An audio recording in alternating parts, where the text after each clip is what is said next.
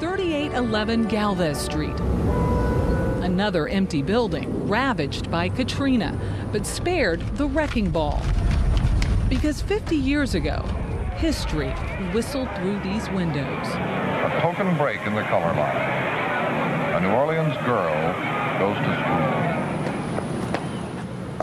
Now 56, the memories flow easily for Ruby Bridges, the little girl who integrated William Frantz School, protected by a team of federal marshals. There was lots of people outside, and they were screaming and shouting, and the police officers, but I thought it was Mardi Gras, you know? I didn't actually know that all of that was there because of me. Her parents were committed to challenging Jim Crow laws and made the uneasy decision of sending their child daily into the teeth of a hate-filled crowd. There were days when they would come and they would bring a baby's coffin. And inside this baby's coffin was a black doll. And I used to have nightmares about the coffin. We don't want the niggas going in that school. Resistance was ugly, and downtown protests turned violent. White parents scurried to take their children out of the newly integrated schools. And they went into every classroom and they pulled out every child. But the next day, one family took a stand.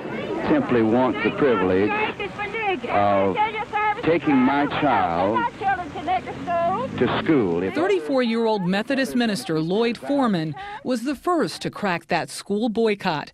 He took his 5-year-old daughter Pam and without federal protection walked right through that same angry mob. Why don't you move in a college quarter? Days later, a handful of other parents followed Foreman's lead, and the protest began to fade. Hello.